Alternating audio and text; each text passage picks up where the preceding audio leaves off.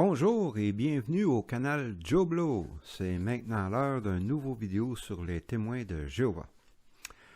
La semaine passée, je vous ai parlé du scandale de l'association que la société Watchtower a eu avec l'Organisation des Nations Unies.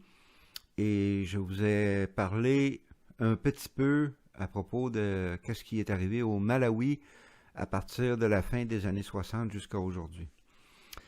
Alors, cette semaine, je vais vous parler plus en détail de cet événement tragique, vraiment horrible, qui est arrivé à cette époque-là. En 1966, au Malawi, c'était un nouveau pays qui venait juste de déclarer son indépendance de l'Angleterre en Afrique. Le président pour la vie, le dictateur, autrement dit, s'appelait Hastings Banda. Alors, il a instauré un régime autoritaire, dictatorial, un seul parti, le parti du Congrès du Malawi. Chaque citoyen du pays était obligé d'avoir une carte sur lui, la carte politique, qui déclarait que la personne qui portait cette carte était un membre du parti du Congrès du Malawi. La carte était vendue pour quelques dollars. Ceux qui ne voulaient pas avoir cette carte étaient soumis à des représailles affreuses. La prison, excusez-moi, la prison, la torture, la mort dans certains cas. Et parmi ces gens, il y avait les témoins de Jéhovah du Malawi. Dans la tour de garde du 1er février 1968, on mentionne quelques événements qui sont arrivés dans cette année-là aux témoins de Jéhovah au Malawi, à cause qu'ils refusaient d'avoir cette carte, ce petit morceau de carton dans le fond, qui les déclarait membres du parti politique, le seul parti politique au pays. Alors, au Malawi central, à Lilongwe, 170 domiciles de témoins de Jéhovah ont été brûlés en 3 nuits. Dans le district de Fort Johnston, un peu au sud, 34 maisons et 18 silos d'alimentation ont été brûlés vers la fin d'octobre. À Mbalame, au 27 octobre, les témoins de Jéhovah de 2 congrégations ont eu toutes leurs maisons brûlées, alors que eux, incluant les femmes, étaient déshabillés de tout leur linge et brutalement battus. Alors, pourquoi toute cette persécution au Malawi contre les témoins? Alors, réveillez-vous du 8 août 1976 nous donne la raison principale, c'est parce que les témoins de Jéhovah au Malawi refusent d'acheter la carte du Parti du Congrès Malawi. Cette carte déclare que le détenteur est un membre du parti politique au pouvoir au Malawi, le seul parti politique au Malawi, il n'y en avait pas d'autre. Mais si les témoins de Jéhovah achetaient cette carte et donc s'unissaient à un membre, devenaient membres d'un parti politique, ce serait une dénégation de tout ce qu'ils croient et appuient, c'est-à-dire la neutralité politique. Comme je l'ai mentionné dans d'autres vidéos, les témoins de Jéhovah disent qu'ils ne font pas partie de ce monde, qu'ils n'ont pas le droit de voter, qu'ils n'ont pas le droit de faire partie d'un parti politique, pas le droit de faire le salut au drapeau, pas le droit de... Enfin, vous comprenez l'idée, là, neutralité politique totale. Alors, dans l'annuaire de 1999, si vous vous souvenez bien, l'annuaire, c'est le livre qui sort à chaque année, qui est publié par la société Watchtower pour faire un rapport de service sur combien de témoins de Jéhovah il y a dans le monde, dans chaque pays, combien d'heures ont été passées, etc., etc. Et il y a un texte pour chaque jour. Et puis aussi quelques articles. Et dans l'annuaire de 99, on fait une rétrospective parce que le président Banda du Malawi était décédé en 97 et donc son règne autoritaire et dictatorial était fini. Le Malawi était devenu une vraie démocratie. Donc, il n'y avait plus de persécution, il n'y avait plus de torture de gens là-bas. Là. Fait qu'en 99, ils ont fait comme une rétrospective de ce qui s'était passé. Là, je vais vous lire des choses qui sont vraiment affreuses, qui sont horribles. Ça rentre dans les détails pas mal. C'est pas avec plaisir que je lis ces choses-là. Je mettrai pas de photos, bien entendu, là. Mais je crois que c'est important de lire ces choses-là pour vous faire comprendre d'autres choses que je vais dire plus loin dans la vidéo. Alors, voici ce qu'Annuaire dit. Pour certaines de nos sœurs, les témoins de Jéhovah, les femmes témoins de Jéhovah, là, la persécution était particulièrement horrible.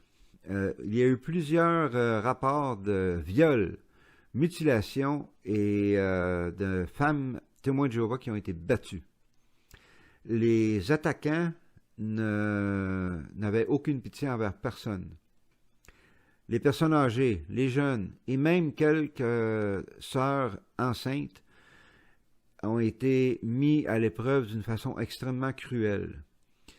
Beaucoup ont souffert des fausses couches comme résultat. Une fois de plus, des milliers de personnes ont été forcées à s'enfuir de leur village. Beaucoup ont trouvé refuge soit dans la jungle ou dans l'exil temporaire dans le pays de Mozambique qui fait frontière avec le Malawi. À la fin de 1967, la vague brutale d'attaques sur les témoins de Jéhovah avait exigé encore 5 vies de plus. Alors, on continue. Les attaques vicieuses ont coûté beaucoup de vies. À Cape Maclear, au sud du lac Malawi, on a attaché de la paille autour de Zelfat Mbaiko, un témoin de Jéhovah. On a versé de l'essence sur l'herbe, sur le gazon, et on l'a allumé. Il a été littéralement brûlé à mort. D'autres sœurs ont aussi souffert horriblement. À cause de leur refus d'acheter les cartes de parti, plusieurs ont été violées à plusieurs reprises par les officiels du parti. Alors on parle ce qu'on appelle en anglais un gang rape, un viol en série. Là. À Lilongwe, la sœur Magola a essayé de s'enfuir des attaques. Toutefois, elle était enceinte et ne pouvait pas courir très vite.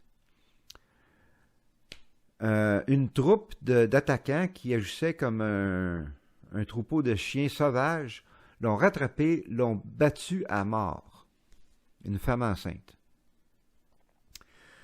Au collège Bunda d'agriculture, juste en dehors de Lilongwe, 6 frères et une sœur ont été assassinés et leurs corps ont été horriblement mutilés.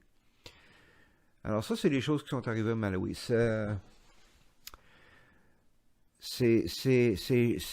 affreux de lire des choses comme ça. C'est choquant. Choquant pas dans le sens québécois, mais choquant dans le sens que ça te met en état de choc. Et les gens responsables, là, les gens qui les ont attaqués, les gens qui ont commis les meurtres, les gens qui ont commis les viols, les mutilations, ne doivent pas échapper à leurs responsabilités. D'aucune façon est-ce que j'excuse ces gens-là.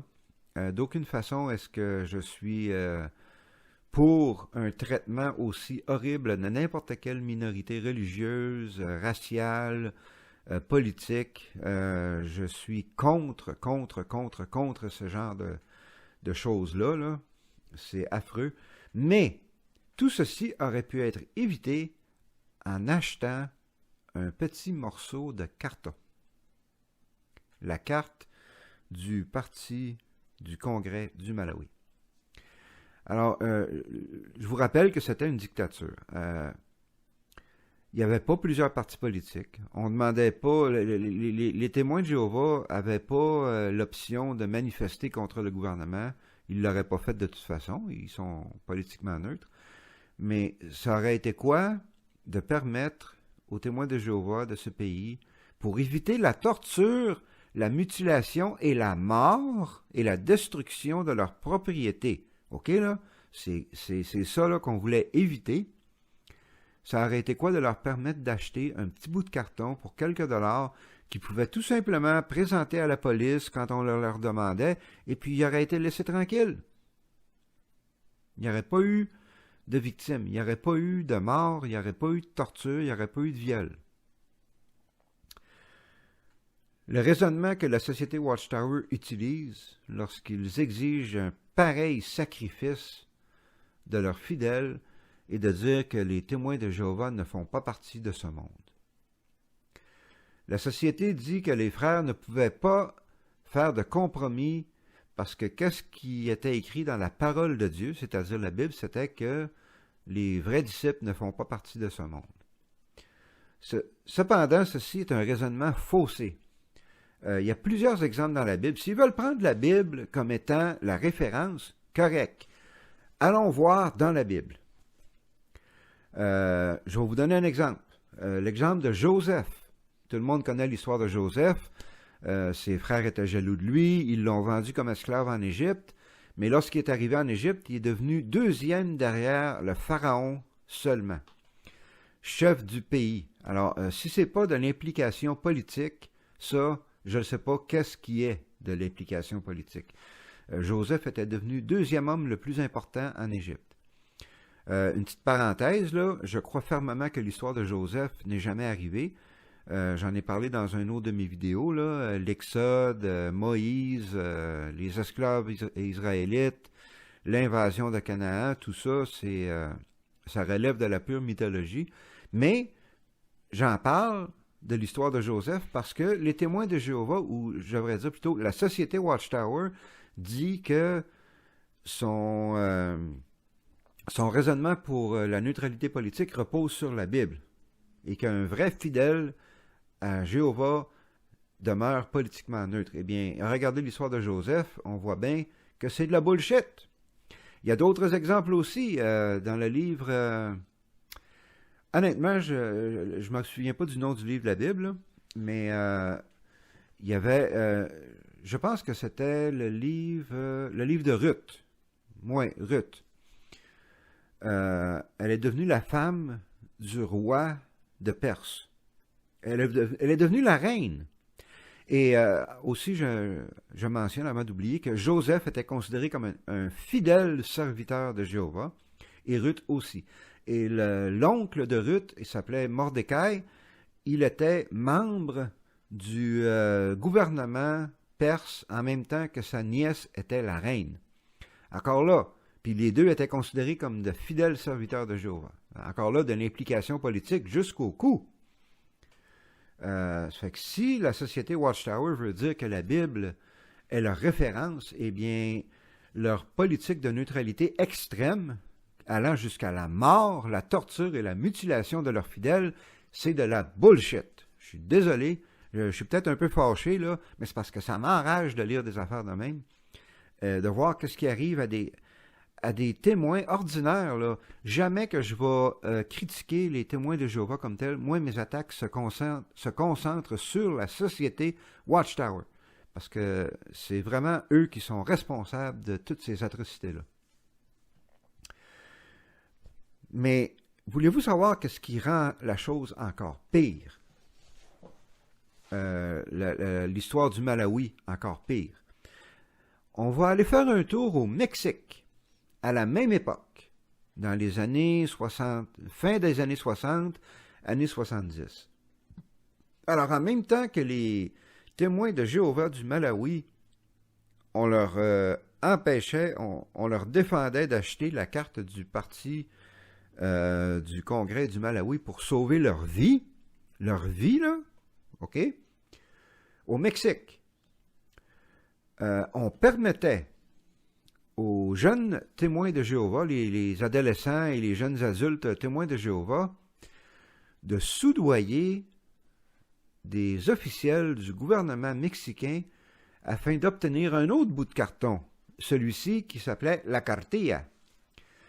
semblable à la carte au Malawi, qui certifiait que le détenteur avait effectué son service militaire. Alors, quelle était la punition au Mexique si tu refusais de faire ton service militaire par conscience religieuse? Bon, ben, tu faisais 1 an, 2 ans de prison. Okay, c'est pas agréable la prison, j'avoue. C'est pas le fun d'aller en prison, mais il n'y avait pas de torture. Il n'y avait pas de confiscation de possession, il n'y avait pas de brûlage de maison, il n'y avait pas de mutilation, il n'y avait pas d'exécution, encore moins, il n'y avait pas de mise à mort. Il n'y a pas un seul témoin de Jéhovah mexicain qui est mort, exécuté par le gouvernement parce qu'il refusait de faire le service militaire. Pas un. Il n'y a pas eu de torture. Il n'y a pas un cas. Vous pouvez faire des recherches vous-même si vous voulez. Il n'y a personne qui a souffert. La seule punition, c'était faire 1 an ou 2 de prison. C'est pas agréable, c'est pas le fun la prison, mais on s'entend que c'est pas mal moins pire que qu'est-ce que les témoins de Jéhovah du Malawi ont vécu. Alors, pour éviter que ces témoins fassent 1 an ou 2 de prison, la société Watchtower, et je vais vous le prouver en lisant une couple de lettres dans quelques instants, ont permis à ces frères-là d'emprunter un chemin malhonnête, d'utiliser, de soudoyer, de payer en dessous de la table, comme on dit au Québec, les officiels du gouvernement pour éviter de faire le service militaire et ainsi avoir ce petit morceau de carton qui leur permettait entre autres d'avoir un passeport s'ils en voulaient un et qui leur ouvrait la porte à certains emplois. Alors ça, c'était une autre partie de la punition. Dans le fond, tu avais 1 an ou 2 de prison, mais tu ne pouvais pas avoir de passeport, puis tu ne pouvais pas travailler pour le gouvernement. Puis il y avait certains emplois qui demandaient cette carte. Il y avait des employeurs qui exigeaient que l'applicant au travail ait la carte. Et c'est tout, là. Comme j'ai dit tantôt, là, pas de torture, pas de brutalité, pas de mutilation, pas d'exécution, pas de... rien de ça, là. Et pourtant, la société Watchtower permettait aux frères d'utiliser des moyens malhonnêtes pour s'en sortir de ces quelques punitions. Alors, je vais vous lire les 2 lettres qui ont été écrites. C'est des échanges de lettres, dans le fond, là. Alors, la première lettre, c'est la lettre que le bureau central du Mexique, le Betel, si vous préférez, là, comme j'ai expliqué dans mon vidéo de la semaine passée, les Betel, c'est les bureaux principaux dans chaque pays pour la société Watchtower, là. Voici la lettre que je vous affiche à l'écran. Elle est en anglais, mais je vais vous la traduire. Je vais vous traduire seulement le 2e paragraphe, parce que le premier paragraphe parle de quelque chose qui a absolument pas rapport, là. C'est une lettre, dans le fond, c'est une lettre que la société Watchtower du Mexique envoyait à la société Watchtower, la maison mère, là, le collège central, pour parler de certains problèmes. Alors, le 2e paragraphe. Une autre chose que nous devons, qu'il faut qu'on deal avec ici, c'est la loi qui oblige le service militaire. Après avoir 1 an de service militaire, vous obtenez une carte, la cartilla, qui prouve que vous avez passé 1 an au service militaire, et cette carte est votre document nécessaire pour avoir un passeport, pour avoir un permis de conduire et pour plusieurs transactions légales. Les frères comprennent la position chrétienne de neutralité par rapport au service militaire. Autrement dit, vous n'avez pas le droit. Mais plusieurs frères paient de l'argent à certains officiels, c'est-à-dire qu'ils vont les payer en dessous de la table, et ils font des arrangements pour avoir la cartilla sans avoir fait le service militaire. Est-ce que cette action est correcte? Alors, la société Watchtower du Mexique demande à la maison mère, au grand patron de la société Watchtower mondiale, est-ce que c'est correct de faire ça? Est-ce que cela respecte les principes de la société Watchtower? Alors, si un frère fait son service militaire, nous appliquons le principe qu'il a qu'il a commis un compromis et nous ne lui donnons aucun avancement pour au moins 3 ans. C'est-à-dire que ce frère-là, si un frère mexicain décidait de faire son service militaire, malgré l'interdiction de la société Watchtower envers le service militaire, il était puni par la société Watchtower du Mexique. Il ne pouvait pas devenir... il ne pouvait pas avancer dans l'organisation. Il y a un genre de hiérarchie, là. Il y a les frères ordinaires, il y a les serviteurs ministériels, les anciens, puis tu peux aller jusqu'au Bethel, c'est-à-dire aller travailler au bureau central de ton pays. Alors, aucun avancement pendant 3 ans.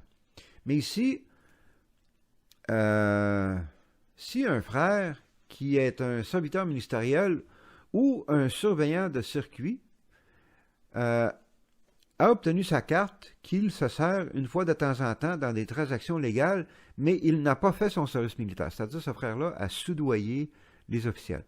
Qu'est-ce qui est applicable dans ces circonstances? C'est la coutume, parmi nos frères, de payer cette somme d'argent et d'avoir leur cartilla, et plusieurs sont devenus maintenant des surveillants de circuit et des surveillants de district et des serviteurs ministériels, c'est-à-dire qu'ils ont avancé dans la société Watchtower, dans la hiérarchie, même en ayant payé, en ayant illégalement, malhonnêtement soudoyé les officiels politiques du Mexique pour obtenir leur certificat de service militaire. Alors, la Société du Mexique, encore une fois, la Société Watchtower Mexique demande à la maison mère, est-ce que ces frères-là vivent un mensonge? Est-ce qu'ils vivent une double vie? Est-ce qu'ils ont commis un péché? Ou est-ce que c'est quelque chose qu'il faut qu'ils fassent parce qu'ils n'ont pas le choix à cause du système de choses satanique? C'est le langage religieux, là. Il y a tellement d'irrégularités au Mexique. Un policier peut vous coller pour vous donner une étiquette, puis si vous lui payez une somme d'argent, aussi petite que 40 sous, il va vous laisser aller. Beaucoup de corruption au Mexique à l'époque. Donc, les témoins de Jéhovah profitaient de cet état de choses pour obtenir leur certificat qui avait fait leur service militaire. Il donne d'autres exemples de corruption. Puis finalement, la dernière question que la société Watchtower au Mexique demande à la maison mère, à la société Watchtower mondiale, est-ce que c'est le cas que soudoyer les officiels pour obtenir la cartilla, la carte qui certifie qu'un frère a fait son service militaire, est-ce que c'est considéré comme un péché? Est-ce que c'est mauvais? Est-ce qu'on devrait arrêter de faire ça? Vos conseils sur ce sujet seront appréciés. Bon, ça c'est la lettre que la filiale du Mexique a envoyée à New York pour savoir qu'est-ce qu'il en était. Alors, voici la réponse qui a été donnée par la société Watchtower dans une lettre qu'ils ont envoyée à la filiale du Mexique. Alors, je vais vous lire une partie de la lettre. En ce qui concerne les frères qui décident d'acheter leur carte à des officiels par le moyen d'un paiement malhonnête, on les laisse décider par leur conscience. Si le gouvernement du Mexique et les officiels militaires du Mexique sont disposés à accepter ce genre d'arrangement, nous ne voyons pas de raison pour laquelle les frères ne devraient pas en profiter. Nous n'avons pas d'objection. Nous n'avons pas d'objection. Je le relis parce que ça n'a pas de bon sens. La société Watchtower permettait à ces frères-là une pratique malhonnête juste pour s'échapper d'une couple d'années de prison et de ne pas avoir de passeport ou de permis de conduire. Tandis qu'au Malawi, on exigeait aux témoins de Jéhovah de ne pas acheter la carte du Parti du Congrès du Malawi et ainsi on les exposait à des horribles conséquences que j'ai décrites plus tôt. Alors, ça c'est pas tout, là. En 1969, 9 ans plus tard, la filiale mexicaine a envoyé une autre lettre à la société Watchtower, que je vais vous afficher à l'écran ici, demandant, là, essentiellement, ce qu'il disait, est-ce que vous êtes sûr là, que c'est correct? Tu sais, on vous a envoyé une lettre en 1960, là, vous avez dit que c'était correct, mais là, on n'est pas sûr. Là. On veut juste être sûr que vous avez bien compris la question, puis que vous... que c'est correct, là, qu'est-ce que les frères font ici. Là. Même la filiale au Mexique, elle trouvait qu'il y avait anguille sous roche. Elle trouvait que c'était un petit peu croche l'affaire. Fait que juste pour s'assurer que c'était correct, ils ont écrit une autre lettre à la société Watchtower. Voici, je vais vous lire une partie de la lettre que la filiale mexicaine a écrite à la société Watchtower de New York. Nous avons trouvé la lettre datée de 1960 que nous vous avons envoyée à propos de cette question. Et nous avons aussi vu votre réponse.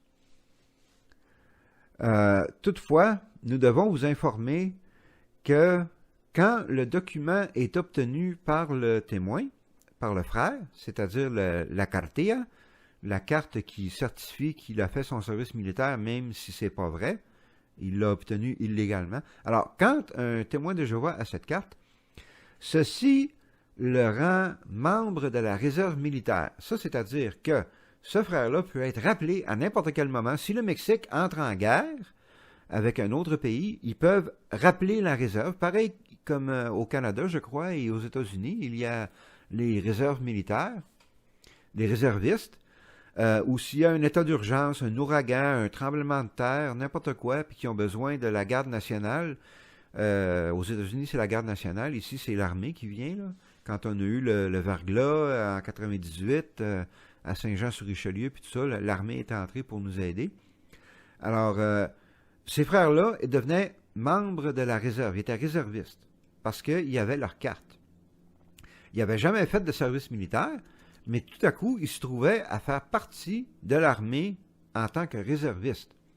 Alors, la société, la filiale de la société Watchtower du Mexique renvoie une lettre en 69, que je viens de vous lire une partie, parce qu'eux autres, ils pensent que la société Watchtower n'a pas compris cet aspect de la question. Là. Ils n'ont pas compris que les frères étaient membres, devenaient des réservistes de l'armée mexicaine. Alors, voici la réponse que la société Watchtower a envoyée en 1969 en réponse à la lettre que la filiale mexicaine leur a envoyée. OK.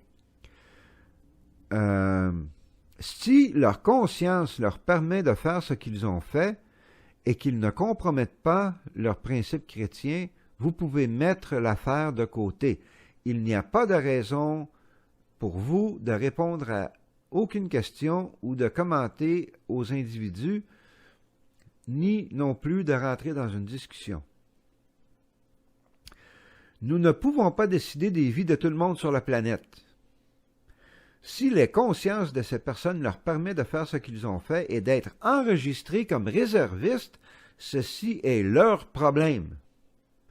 S'ils sont inquiets, c'est leur problème.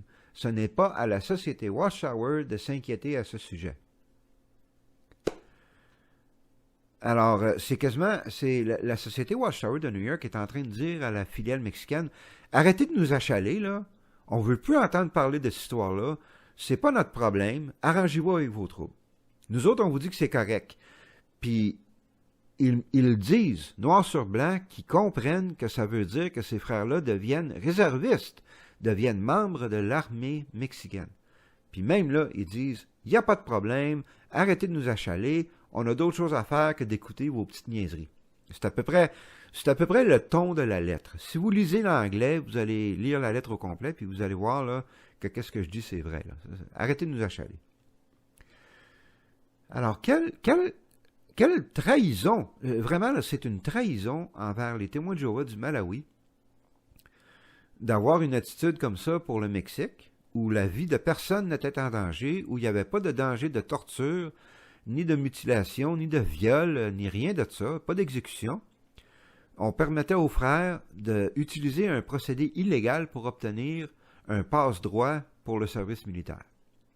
Même si il devenait automatiquement membre de la réserve militaire mexicaine. Tandis qu'au Malawi, malgré le fait qu'on exposait les frères et les sœurs à des souffrances affreuses, des tortures, des viols, en tout cas, je vous l'ai tout dit, là, on leur interdisait d'acheter un bout de carton légalement, ça aurait été légal d'acheter, en fait, c'était une obligation. La loi disait qu'ils devaient avoir ce carton. On leur interdisait de faire ça. Moi, ça me dépasse. Je trouve ça affreux. Je trouve que c'est une hypocrisie flagrante. Et puis, ça s'arrête pas là. Juste un petit à côté, là, ça va prendre quelques minutes. Le salut au drapeau. Vous savez que, vous savez, je vais vous le mentionner. Si vous êtes un ancien témoin de Jéhovah ou si vous êtes témoin de Jéhovah présentement, vous savez que le salut au drapeau est défendu dans la société Watchtower et parmi les témoins de Jéhovah. On considère que le salut au drapeau devient un acte d'adoration religieux. Puis quand on regarde certains, surtout aux États-Unis, là, on voit que oui, effectivement, pour beaucoup de personnes, le drapeau devient quasiment un icône religieux, là. Devient une idole. Donc, la société Watchtower a toujours interdit le salut au drapeau dans n'importe quel pays, incluant le Canada. Puis ça a amené beaucoup de... Surtout pour les jeunes enfants qui vont à l'école, dans certains pays, pas partout, je sais qu'au Canada, c'est pas le cas, mais aux États-Unis, c'est le cas, très souvent, où la journée commence avec le salut au drapeau et le serment d'allégeance au pays. Puis vu que les jeunes témoins veulent pas faire ça, parce que leurs parents leur ont dit que c'était interdit et qu'il fallait pas faire ça, c'était pas correct, Dieu aimait pas ça, ils se font écœurer, ils se font attaquer par les autres élèves, ils se font attaquer verbalement et physiquement, dans bien des cas, par leur refus. Alors, c'est choquant, là, choquant dans le sens enrageant, de voir qu'au Chili, jusqu'à aujourd'hui, là, c'est encore une pratique commune au Chili, le 18 septembre, qui est la fête nationale. C'est comme ici, le 1er juillet, c'est la fête du Canada. Aux États-Unis, le 4 juillet, c'est la Independence Day, la journée de l'indépendance. Au Chili, le 18 septembre, c'est la fête nationale. Alors, tous les édifices publics doivent avoir un drapeau du Chili en évidence. Quelle est la punition si tu n'as pas ton drapeau du Chili en évidence? Ah, c'est vraiment affreux, là. C'est terrible, la punition. Une amende de 80 $. Ouais. Une amende de 80 $. Je répète, une amende de 80 $. Ça, c'est la punition si tu n'as pas ton drapeau du Chili en évidence en dehors d'un édifice public. Alors, qu'est-ce que les salles du royaume et les salles d'assemblée et la filiale du Chili, le bureau central de la société Watchtower au Chili font? Ils mettent un drapeau du Chili en évidence dans les vitres sur un poteau le 18 septembre pour éviter une amende de 80 $. C'est incroyable, c'est vraiment incroyable. Au lieu de... j'en reviens pas, c'est fou, c'est ridicule. Puis encore là, je vous rappelle ce qui est arrivé aux témoins de Jéhovah du Malawi. OK? J'ai pas besoin d'en dire plus, là. Fait que c'est pas mal tout pour mon vidéo de cette semaine. C'était le dernier vidéo scandale, entre guillemets. J'ai parlé de la déclaration de 1933, j'ai parlé de l'ONU. Cette semaine, j'ai parlé du Malawi-Mexique. C'est toutes des vidéos un peu sombres, un peu négatives. Je comprends ça. Ça fait qu'à partir de la semaine prochaine, je vais avoir un peu de fun. Fait qu'on va commencer à parler des membres du Collège central. Les 8 vieux bonhommes à New York qui mènent la barque dans la société Watchtower. Il y a une couple de phénomènes dans cette gang-là, je vous le dis, là. Je vais toutes vous les présenter la semaine prochaine. Il y en a 8, comme j'ai mentionné. En français, on appelle ça le collège central, mais j'aime mieux l'expression anglaise. Eux autres, ils appellent ça le governing body. Alors, littéralement traduit, le corps qui gouverne, le